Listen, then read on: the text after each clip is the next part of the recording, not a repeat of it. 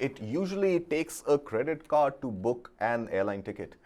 And the latest from the Reserve Bank of India suggests that whether to book a flight or not, when you issue a credit card from a bank, the choice is going to be in your hands, dear consumers. You will decide whether you get a Visa or a MasterCard or a RuPay or an American Express or a Diners Club. The choice completely rests with you at the time of choosing a credit card linked to your bank account. And it's not going to be up to the bank anymore to offload either a Visa or a MasterCard as per their running contracts with either of those service providers, and thrust those non-options down your hands. So, Amit?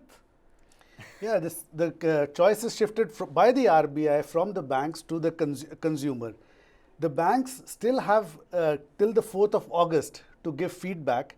This decision will be effective from the 1st of October. Okay. So, I don't think it's not cast in stone yet. The banks could write back to the RBI and say, hey, it doesn't work because I get a better commission from MasterCard or from Visa respectively. Could happen, but I do not think that is what the RBI wants. But I believe if they've already settled the date that from the 1st of October it will be effective, then it will only be feedback to modify the decision. Right now, at the time of issuing also, the consumer need not decide. And if he has decided on one network provider, he can change it at a later rate.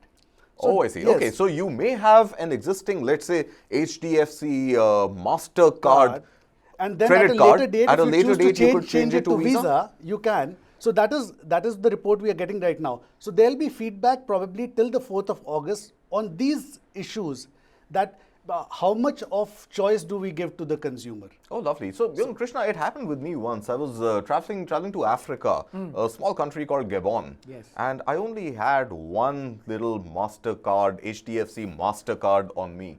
And there was no acceptance of MasterCard in any of the stores in the country of Gabon. What I'm were they talking accepting? about 2017, 2018. They were so they had their own their own debit cards and their own bank issued cards, but they were accepting Visa. And I didn't have Visa. I had an American Express and I had an HDFC MasterCard.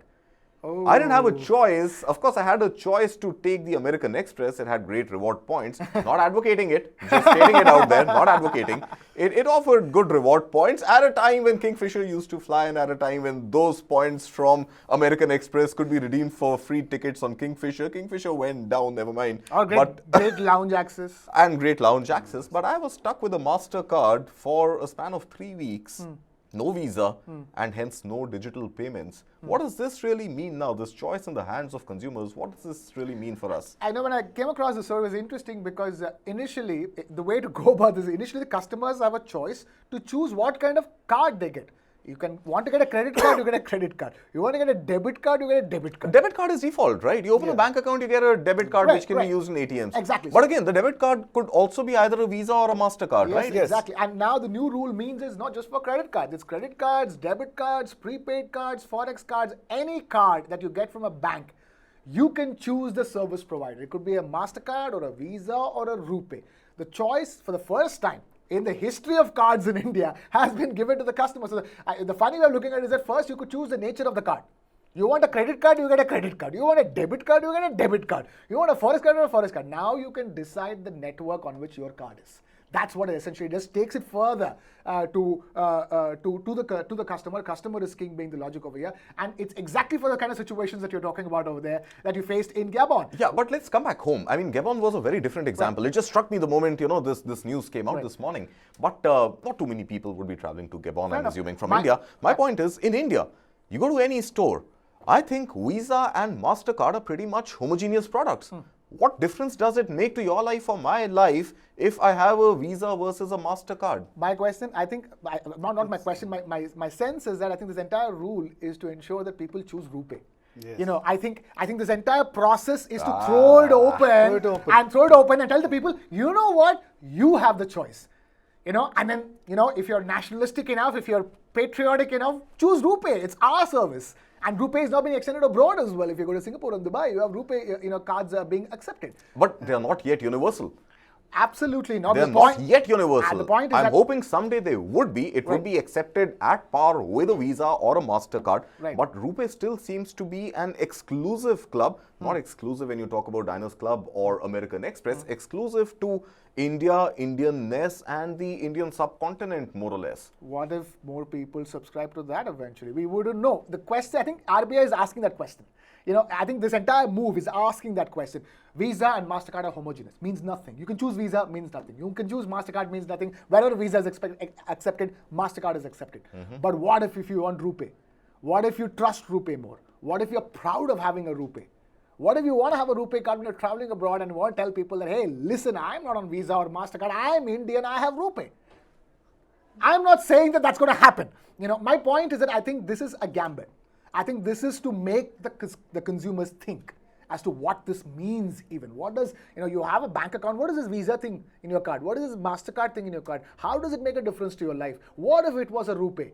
These are the questions I think the authorities want the consumers to be thinking, and that this move to me is sort of pushing the consumers to think on those lines more than definitively arrive at this is going to be extremely good for consumers. Okay. It's more about one is about familiarizing people with RuPay, Okay. which they wouldn't.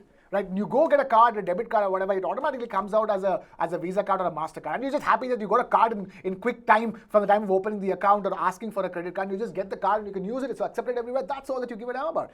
But what if, somebody, thinks and away from all of this? What if by the time, we're talking about this 5 years down the line, RuPay is as ubiquitous as Visa and MasterCard? We wouldn't know. But the idea is that the Indian government wants to push RuPay and make it as ubiquitous as other service providers. And to me, this is one way of starting the wider acceptance of RuPay first from the consumer's end and then take it towards everybody else as well. Right. Interesting hypothesis there. Do you agree? Is this a soft push towards RuPay? What I driving see- out competition what from I- the Indian market, eventually perhaps from the subcontinent and thereafter the world? That is one way, and what I see happening in the next few months is a flush of money going within these companies, Visa, MasterCard and even RuPay, towards hardcore, aggressive advertising and marketing campaigns towards the consumers. Couldn't agree more. But, I think the government you and remember those- MPCI both have the option to, there are economic principles that can be deployed, and choice not being one of them. The economic principle could be a lower transaction fee on a RuPay transaction versus a Visa or MasterCard transaction. It would automatically urge banks to try and pass on more RuPay cards to their customers than Visa or MasterCard. So again, this whole choice seems to be, I'm not sure if the push would be towards RuPay. I think the choice here is just choice. Are we reading too much into it? But Karthik, like you just said, if it is choice, and if there's no difference between choosing a Visa and a MasterCard, where is the choice? The only difference... Cashbacks? You happen to be on a platform that gives more cashback on MasterCard than Fair Visa. enough. You could Same So applies to all RuPay. these That's what I'm trying to say. aggressive- What if RuPay offers great, great benefits to consumers going forward after this? And there's aggressive advertising push, like he's talking about. Marketing too. So everything So that you're one- saying will on be one- part of that push. Right. On one hand, you have news where like, oh, I can choose. Hold on a second. What is this ad all about? Oh, if I choose this, I get less, I get charged less. Yeah, definitely now I will choose. Conspiracy theories there. It's a 1-2 step, it's a 1-2 step punch. Kind of, if I I may. take you guys back about 15 years. Remember that American Express ad, which said quite simply, this ad is not for everybody, because it was an invitation. Right. American Express Right. card. Right. So that time. Now the choice, at least the consumer feels that if I want you, it's not you wanting me. It is I want you. So you have to basically woo me.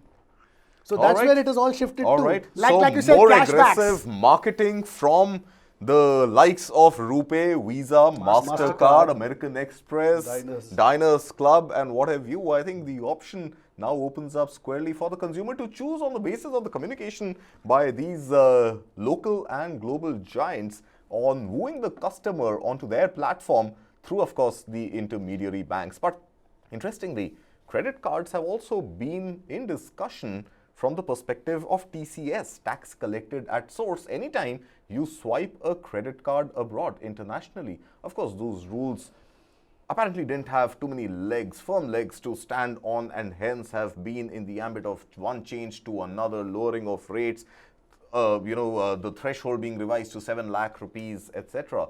But all this was done for the taxman to really go after, or the taxwoman in our case, to go after the big spenders in India and abroad who use credit cards or avail of other products and services which cost obnoxiously high amounts of money, for which apparently returns are not filed. So going after the tax evaders has been, and widening of the tax net has been, one of the key focus areas for Finance Minister Nirmala Sitharaman.